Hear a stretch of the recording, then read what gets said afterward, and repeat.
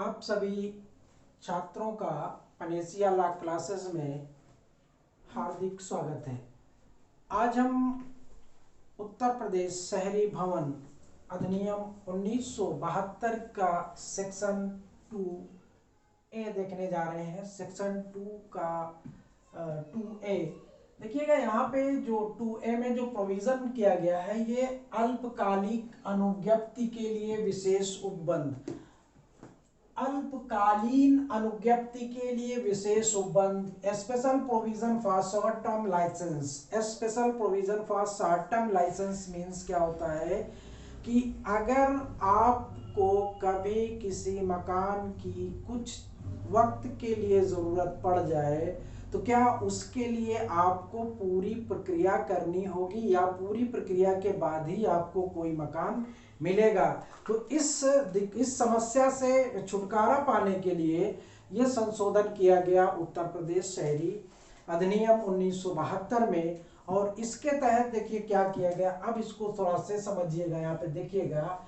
इस अधिनियम में किसी बात के होते हुए भी कोई व्यक्ति, इस अधिनियम में किसी बात के होते हुए भी कोई व्यक्ति यहाँ पे दिया हुआ है, एनी पर्सन, कोई व्यक्ति जो किसी भवन के दखल में या स्वामी के रूप में या किराएदार के रूप में या किसी अन्य रूप में, यानी कि अन्य रूप में या तो वो लाइसेंसर है यानी कि अनुज्ञप्तिधारी है, या वो अन्य व्यक्ति को वो जो अनुज्ञप्तिदाता है लाइसेंस देने वाला हो, बिल्कुल अस्थायी वास सुविधा के लिए यानी कि टेम्परेरी आपके रेजाइड करने के लिए धारा 16 के अधीन किसी आवंटन आदेश के बिना ऐसी अवधि के लिए जो 6 मास से अधिक ना हो दखल करने की अनुमति दे सकेगा। कहने का मतलब समझ में आ गया होगा कि इन उपरोक्त में से कोई भी, जैसे मान लिया हम किसी मकान पे दखल रखते हैं, किसी मकान की जिम्मेदारी हमारे ऊपर है, या हम उसके स्वामी हैं, या कोई हम उसके किराएदार हैं, यानी कि मैं ही एक पर्सन हूँ, मुझे ही तीनों राइट्स मिले हुए हैं, या तीनों राइट्स में से कोई भी, यानी कि 3 जगहों पे 3 मकान हमारे पास है। एक में मैं किराएदार हूँ, एक का मैं मालिक हूँ और एक में मैं दखल रखता हूँ। कहने का मतलब अगर ये तीनों कंडीशन में मैं एक रोल पे कर रहा हूँ तो वहां पे अगर किसी मकान को हमें किसी लाइसेंसी को यानी किसी अनुज्ञप्तिधारी को अगर कोई ये कहता है कि साहब हमको 6 महीने के रहने के लिए मकान की जरूरत है, आप दे दीजिए, तो हम उसको 6 महीने के लिए विदाउट सेक्शन 16 की प्रोसीडिंग को किए बिना दे सकते हैं। और वो ऐसी अवधि जो होगी वो 6 महीने की होगी, 6 महीने से ज्यादा की नहीं होगी। कहने का मतलब समझ में आ गया होगा। अब देखिए, दखल करने के लिए कि अब आपने हमसे कहा कि वो साहब वो मकान आपके कब्जे में है या आपकी देखरेख में है, आप ऐसा करिए हमें 6 महीने के लिए आप किराए पे दे दीजिए। हमने क्या किया कि उस मकान को आपको 6 महीने के लिए किराए पे देने की बात डन कर दी। लेकिन अब हमने डन तो कर दिया, लेकिन वहां पे उत्तर प्रदेश शहरी भवन अधिनियम क्या लागू होगा? वहां पे लागू होगा, किस सेंस में होगा? वहां पे इस सेंस में होगा, यानी कि वो जो हमने दिया है वो 6 महीने तक की अवधि के लिए होगा। और फिर आप हमारे साथ चलिए, डिस्ट्रिक्ट महोदय को 1 महीने के अंदर इस बात की सूचना देनी होगी कि हमने अपने एक मकान को जिसमें मेरा दखल है, उस मकान को मैंने इनको 6 महीने के लाइसेंस के साथ रहने की परमिशन दे दी है या लाइसेंस दे दिया है। तो जिला मजिस्ट्रेट को अनुज्ञप्ति देना होगा दोनों को, यानी कि अनुज्ञप्तिदाता और अनुज्ञप्तिधारी के द्वारा वो सूचना मजिस्ट्रेट को आपको देनी होगी। और उसके प्रत्येक भाग में दखल करने के दिनांक से एक वही बात मैंने जो बताई कि 1 मास के भीतर दी जाएगी। ठीक है। उसके बाद देखिएगा, ऐसे अस्थायी दखल की अवधि, अधिकतम अवधि 6 मास तक ठीक है। अब यहाँ पे डिस्ट्रिक्ट मजिस्ट्रेट भी उस अवधि को क्या वो बढ़ा सकता है, जी हाँ, डिस्ट्रिक्ट मजिस्ट्रेट उस अधिकतम अवधि को बढ़ा सकता है कितना, 6 महीने तक। यानी कि 6 महीने तक तो हमने दे दिया है, अगर उसके बाद भी उसको जरूरत है और सूचना देने के बाद हमने कहा कि साहब हमको 6 महीने के लिए मकान और रिक्वायर है, तो आप उस लाइसेंस को कृपा करके 6 महीने के लिए और बढ़ा दीजिए। तो यहाँ पे 6 महीने के लिए डिस्ट्रिक्ट मजिस्ट्रेट, जिला अधिकारी या जिला मजिस्ट्रेट जिसको आप बोलते हो, वो उसमें अस्थायी दखल की अवधि को वो बढ़ा सकता है। ये इतना राइट डिस्ट्रिक्ट मजिस्ट्रेट को होता है। तो यहाँ पे 6 महीने के लिए हमने दिया, 1 महीने के अंदर हमने डिस्ट्रिक्ट महोदय को सूचना दे दिया और डिस्ट्रिक्ट अधिकारी महोदय को हमने सूचना दे दिया। उसके बाद क्या होता है कि डिस्ट्रिक्ट महोदय, डिस्ट्रिक्ट मजिस्ट्रेट महोदय उसको क्या करेंगे, 6 महीने के लिए और एक्सटेंशन उसको प्रदान कर सकते हैं, वो टेम्पोरेरी एक्सटेंशन होगा उनका। नेक्स्ट देखिएगा, अंतिम अनुज्ञप्ति द्वारा भवन। अब यहाँ पे एक बात और आती है कि क्या उस भवन को बार बार शॉर्ट टर्म लाइसेंस पे दिया जाता रहेगा, ऐसा नहीं है। वो शॉर्ट टर्म लाइसेंस आपका अगर जिस दिनांक को, जाने के दिनांक से 1 वर्ष की अवधि के भीतर, यानी कि जिस तारीख, मान लिया कि वो 31 दिसंबर 2020 को उसकी अवधि समाप्त हो रही है, खाली किए जाने के दिनांक से, यानी 31 दिसंबर 2020 को खाली किए जाने के दिनांक से 1 वर्ष की अवधि के भीतर, 1 वर्ष की अवधि यानी कि 31 दिसंबर 2021 तक की अवधि के भीतर दोबारा किसी अन्य व्यक्ति को समान अनुज्ञप्ति मंजूर न की जाएगी। बात समझ में आ गई होगी ना, कि खाली किए जाने के दिनांक से 1 वर्ष की अवधि के भीतर दोबारा, यानी 1 वर्ष तक उसको दोबारा शॉर्ट टर्म के लाइसेंस पे नहीं दिया जा सकता है।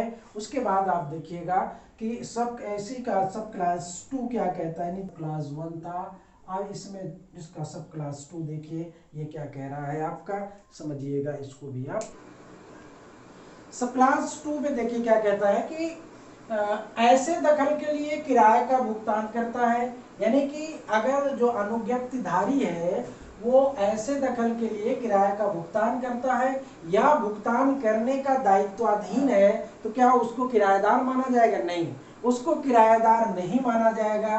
किस धारा के अंतर्गत? धारा 20 के प्रयोजन के लिए किराएदार नहीं माना जाएगा। ठीक है, अगर किराएदार मान लिया जाए तो उसको विधिक उसके राइट्स उत्पन्न हो जाएंगे, और जब उसके विधिक अधिकार उत्पन्न हो जाएंगे तो वो धारा, वो आपके अधिनियम 1972 को इन्फोर्स कराने की कोशिश करेगा। इसलिए यहाँ पे स्पष्ट तौर पे लिख दिया गया है कि शॉर्ट टर्म में अगर किसी व्यक्ति को किसी मकान का दखल करने के लिए लाइसेंस दिया जाता है और उसके ऊपर कुछ लाइबिलिटी उस पर निर्धारित की जाती है, तो वो जो लाइबिलिटी होगी उसके ऊपर, जो उसको दायित्व है उसको कुछ पे करने का, तो ये नहीं माना जाएगा कि वो उसका किराया है, और ना ही वो किराएदार होगा, ना वो किराया होगा और ना वो किराएदार होगा। ऐसा धारा 20 के प्रयोजन के लिए वो किराएदार नहीं माना जाएगा। और जब किराएदार नहीं माना जाएगा तो ये एक्ट उसके ऊपर उस तरह से प्रभावी नहीं होगा जैसा कि आम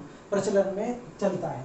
नेक्स्ट देखिएगा, ऐसे अनुज्ञप्तिधारी, ऐसे अनुज्ञप्तिदाता का केवल इस कारण की, ऐसे अनुज्ञप्तिदाता का केवल इस कारण की उसने ऐसी अनुज्ञप्ति मंजूर की है, धारा 12 के अर्थ के अंतर्गत भवन या उसके भाग के दखल में होना समाप्त हो गया नहीं समझा जाएगा।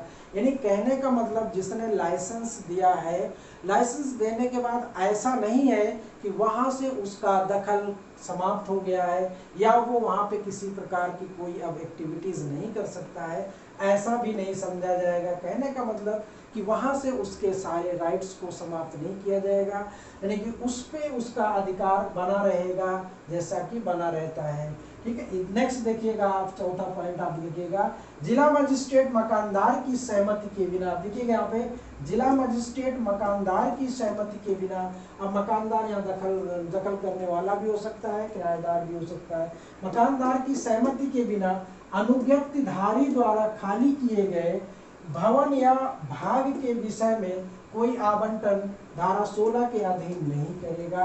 यानी कि जिला मजिस्ट्रेट मकानदार की सहमति के बिना धारा 16 के अधीन उस मकान का आवंटन नहीं करेगा, किसी भी हाल में नहीं करेगा।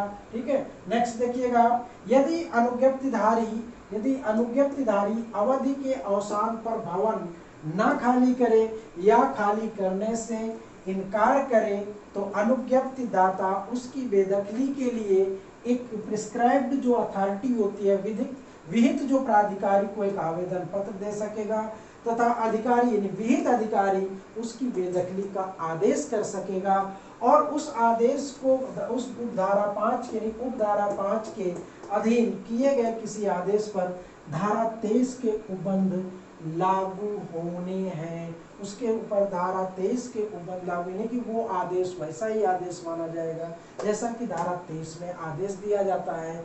इसके बाद देखिए दोस्तों, यहाँ पे आपने सेक्शन 2A का पूरा उल्लेख देख लिया है। अगर इसी चीज को हम मुख्य परीक्षा के दृष्टिकोण से आपके सामने रखें कि क्या किसी लाइसेंसर को यानी अनुज्ञप्तिदाता को अनुज्ञप्तिधारी के अधिकारों को डिसाइड करने का क्या कोई अधिकार है या अनुज्ञप्तिधारी के क्या अधिकार है या अनुज्ञप्तिदाता के क्या अधिकार है, इस तरह से करके अगर मेंस में कोई आपका प्रश्न आता है तो उसको आप यहीं से देख सकते हो, यहीं से निकाल सकते हो। अब यहाँ पे मैं आपको ये थोड़ा सा बता दूं कि इसके बाद हमारा इस एक्ट का डिफिनेशन क्लास शुरू होगा। डिफिनेशन क्लास में आपको 3 या 4 डिफिनेशन क्लास में बताऊंगा, बाकी आप लोग सुमेलित की दृष्टिकोण से उनको देख लीजिएगा। 2-3 को मैं वहाँ पे जैसे परिवार है उसको थोड़ा से डिफाइन करूंगा, परिवार के बाद एक जो मानक किराया है उसको भी डिफाइन करूंगा। 2-3 इसमें डिफिनेशन कभी कभी मुख्य परीक्षा में टिप्पणी के रूप में एचजीएस या पीसीएसजे में पूछ लेता है, तो इन 2-3 डिफिनेशन क्लास को मैं अगले वीडियो में डिफाइन करूंगा और इसके बाद फिर हम मूल एक्ट की मूल अवधारणा पे आ जाएंगे, यानी सेक्शन 4 से फिर हमारा शुरू हो जाएगा।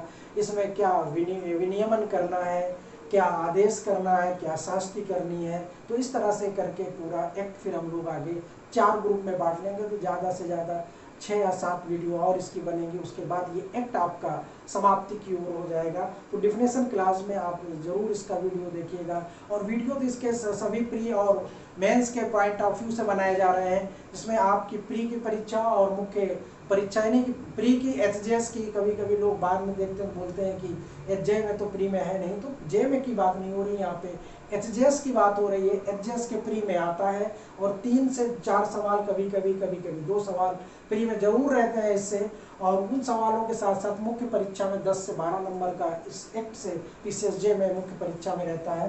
तो इसको हमें अवॉइड नहीं करना है, अभी आपके पास पर्याप्त समय है और इसको बहुत अच्छे से आप क्लैरिटी के साथ बिल्कुल इसको रेडी कर सकते हो। आप क्लैरिटी के साथ मतलब ये होता है कि आपको एक एक सेक्शन की समझ पैदा हो जाए और एक एक सेक्शन की समझ के साथ साथ उसका कोरिलेशन पता हो जाए, ताकि आप मेंस में बहुत अच्छा परफॉर्मेंस कर सको, जिससे आपको टॉप 50 रैंक में स्थान मिले।